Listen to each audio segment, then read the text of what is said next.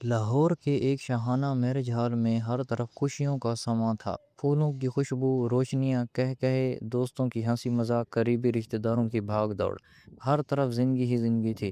مہمان کہیں بریانی اور قورمہ کا مزہ لے رہے تھے، کہیں بچے غباروں کے ساتھ کھیل رہے تھے، کہیں خواتین دولہا دلہن کی تعریفوں میں مصروف تھیں۔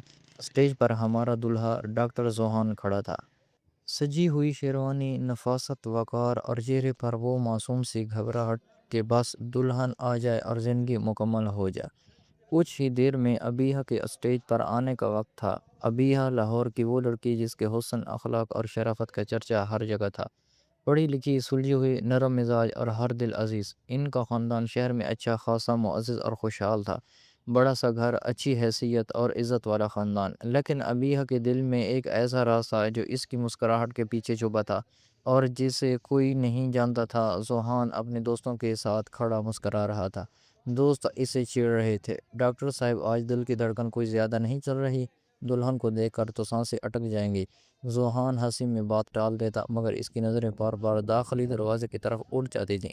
اچانک ہال میں میوزک بدلا، ایک میٹھا سا رومانوی نغمہ بجنے لگا، سب کی نگاہیں دروازے کی طرف اٹھ گئیں۔ وہاں سے ابیہ اپنے نازک قدموں کے ساتھ آہستہ آہستہ اسٹیج کی طرف بڑھ رہی تھی۔ اس کا لال جوڑا روشنیوں میں جگمگا رہا تھا، ماتھے کی بندیا، آنکھوں کا کاجل، ہلکی سی شرمائی ہوئی مسکراہٹ۔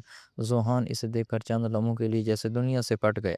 ابیہ نے اسٹیج پر قدم رکھا، زوہان نے محبت بھری نظر سے اسے دیکھا۔ ابیہ کے چہرے پر بھی ہلکی سی مسکراہٹ آئی، تالیاں بج اٹھیں، خوشیاں گونجنے لگیں۔ لیکن اگلے ہی لمحے ایک زوردار آواز آئی اور ابیہ زمین پر گر پڑی۔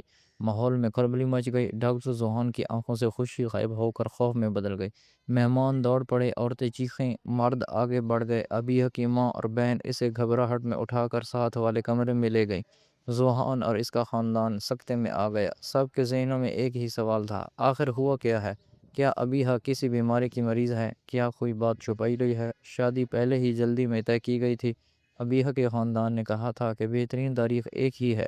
زوہان کے گھر والوں نے بات مان لی تھی مگر اب سب کو شک ہو رہا تھا۔ زوہان کی ماں نے آہستہ سے کہا، کہیں ہم سے کچھ چھپایا تو نہیں گیا؟ اگر لڑکی بیمار ہے تو ہم شادی نہیں ہونے دیں گے۔ حال میں جو چند لمحے پہلے ہنسی گونج رہی تھی وہاں اب سناٹا اور بے چینی پھیلی ہوئی تھی۔ کوئی کہہ رہا تھا ابیہ کو کوئی بڑی بیماری ہے، کوئی کہہ رہا تھا شاید بخار ہے، مگر زوہان کو کچھ بھی سمجھ نہیں آ رہا تھا۔ وہ خود ڈاکٹر تھا، اسے اندازہ تھا کچھ نہ کچھ ضرور غلط ہے۔ اس نے فیصلہ کیا کہ وہ خود ابیہ کو دیکھے گا اور وہ کمرے کی طرف بڑھ گیا۔ زوہان کمرے میں پہنچا تو ماحول بھاری تھا۔ ابیہ بستر پر نیم بے ہوشی لیٹی ہوئی تھی، اس کی ماں کی آنکھیں لال تھیں، بہن پریشان کھڑی تھی اور چند قریبی رشتہ دار دم سادھے بیٹھے تھے۔ زوہان نے سنجیدہ مگر نرمی بھرے لہجے میں کہا، میں ابیہ کا چیک اپ کرنا چاہتا ہوں، میں ڈاکٹر ہوں، مجھے سمجھنے دیں کہ اسے کیا ہوا ہے۔ ابیہ کے والد نے پہلے جھجک دکھائی مگر حالات دیکھ کر ہاں کر دی۔ زوہان نے ابیہ کی نبض چیک کی، اس کی آنکھوں میں ٹارچ کی روشنی ڈالی، سانسوں کی رفتار دیکھی۔ بظاہر سب نارمل تھا مگر اس کے اندر ایک ڈاکٹر سے زیادہ ایک حساس انسان جاگ چکا تھا۔ ابیہ کا چہرہ زرد تھا، بازو کمزور، ہونٹ سوکھے ہوئے، یہ سب کسی عام تھکن کی نشانیاں نہیں تھیں۔ کچھ دیر بعد ابیہ کو ہوش آیا، اس نے آنکھیں کھولیں مگر اس کی نظریں ڈری ہوئی، بھٹکی ہوئی اور بے چین تھیں، جیسے وہ کچھ چھپانا چاہتی ہو۔ زوہان اس وقت کے قریب بیٹھا اور دھیمے لہجے میں بولا، ابیہ تم ٹھیک ہو؟ کچھ بتانا چاہتی ہو؟ ابیہ نے سر ہلایا مگر زبان جیسے بند ہو چکی تھی۔ زوہان نے ابیہ کے والدین سے پوچھا، کیا ابیہ کو پہلے کبھی ایسا ہوا ہے؟ کوئی بیماری، کوئی ٹینشن؟ ابیہ کے والد فوراً بولے، نہیں بیٹا، بالکل نہیں، وہ ٹھیک ہے، بس شاید شادی کی ٹینشن زیادہ ہو گئی ہوگی۔ زوہان کے دل کو یہ بات ہضم نہ ہوئی، اسے لگا جیسے کوئی بڑی بات چھپائی جا رہی ہے۔ اس نے گہری سانس لی اور کہا، میں ابیہ کا میک اپ ہٹوا کر اس کا چہرہ دیکھنا چاہتا ہوں، کچھ چیزیں چیک کرنی ہیں۔ ابیہ کے گھر والوں نے فوراً مخالفت کی۔ ماں نے غصے میں کہا، یہ کیا بات ہوئی؟ ابھی میک اپ کیسے ہٹایا جائے؟ لوگ کیا کہیں گے؟ مگر زوہان کے والد کھڑے ہو گئے، سخت لہجے میں کہا، ہمارا بیٹا ڈاکٹر ہے، اگر اسے شک ہے تو ہم سچ جاننا چاہتے ہیں۔ اگر کوئی بات چھپائی گئی ہے تو یہ شادی آگے نہیں بڑھے گی۔ اس دھمکی کے بعد ابیہ کے گھر والے مجبوراً مان گئے۔ ایک بڑی عمر کی خاتون نے ابیہ کا میک اپ صاف کیا۔ جیسے ہی میک اپ ہٹا، ابیہ کا اصل چہرہ سامنے آ گیا۔ آنکھوں کے نیچے گہرے ہلکے، چہرہ حد سے زیادہ پیلا، ہونٹ خشک، ایک ایسی لڑکی جس نے نہ جانے کتنی راتیں روتے جاگ کر گزاری ہوں۔ ذوحان نے فوراً سب سمجھ لیا، یہ کمزوری کسی بیماری کی وجہ سے نہیں، ذہنی ٹوٹ پھوٹ کی وجہ سے تھی۔ اس نے سخت لہجے میں پوچھا، ابیہ کو اتنی کمزوری کیوں ہے؟ وہ کھانا کیوں نہیں کھا رہی؟ کیا کوئی ٹینشن ہے؟ آپ لوگ کچھ چھپا رہے ہیں؟ ابیہ کے والدین نے پھر وہی بات دہرائی، بیٹا کچھ نہیں، بس تھک گئی ہے۔ ذوحان کا صبر جواب دے چکا تھا۔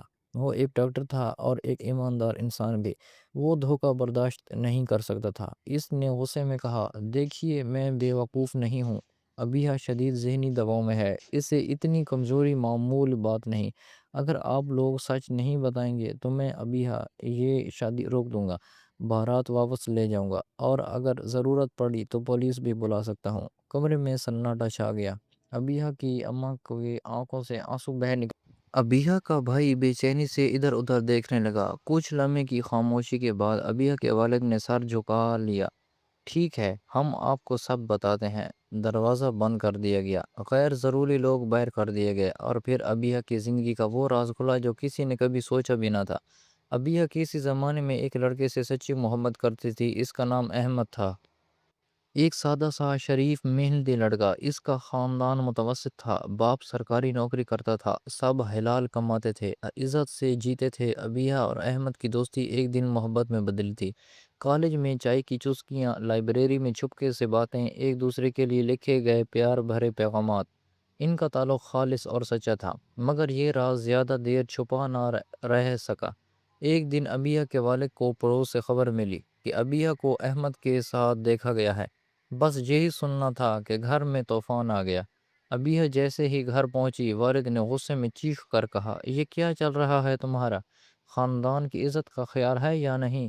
کل کو یہ بات پھیل گئی تو ہمارے سر کیسے اٹھے گا؟ ابیہ نے ہمت کر کے کہا، ابو، احمد اچھا انسان ہے، ہم دونوں ایک دوسرے کو پسند کرتے ہیں اور میں اس سے نکاح کرنا چاہتی ہوں۔ یہ سنتے ہی پورے گھر میں آگ لگ گئی۔ بھائی نے دھمکی دی، ماں نے تھپڑ مارا، اسے کمرے میں بند کر دیا گیا، فون چھین لیا، کالج جانا بند۔ ابیہ کی دنیا اندھیرے میں دھکیل دی گئی۔ احمد جب یہ سب جان کر ابیہ سے ملنے آیا تو ابیہ کے بھائی نے اسے مارا اور کہا، اگر دوبارہ یہاں آیا تو انجام برا ہوگا۔ احمد بے بس ہو کر واپس چلا گیا۔ نہ پیسہ نہ طاقت، صرف محبت تھی، مگر اس محبت کو ابیہ کے خاندان نے قبول نہ کیا۔ ادھر ابیہ دنوں میں ٹوٹتی گئی، کھانا بند، نیند بند، زندگی جیسے روک گئی تھی۔ پھر ایک دن اچانک ابیہ کی شادی کا فیصلہ کر دیا گیا ذوحان کے ساتھ۔ وہ بے بسی میں سب مان گئی، لیکن اندر سے مر چکی تھی۔ اسی ٹوٹ پھوٹ نے اسے شادی کے دن بے ہوش کر دیا۔ ذوحان یہ سب سن کر کچھ لمحے خاموش رہا، پھر اس نے مضبوط لہجے میں کہا، انکل، آپ نے غلط کیا۔ بیٹی کو زبردستی اس انسان سے جدا کرنا جسے وہ چاہتی تھی، یہ ظلم ہے۔ اگر ابیہ کی خوشی احمد کے ساتھ ہے تو اسے اسی کے ساتھ ہونا چاہیے۔ میں چاہتا ہوں احمد کو بلایا جائے، ابیہ اسی سے نکاح کرے۔ ابیہ کے والد سکتے میں آ گئے، بیٹا لوگ کیا کہیں گے؟ ہماری عزت، ذوحان نے نرمی سے جواب دیا، عزت اسی میں ہے کہ بیٹی کی خوشی کو ترجیح دیں، ورنہ نہ یہ شادی ہو پائے گی اور نہ آپ لوگوں کے پاس کوئی جواب ہوگا۔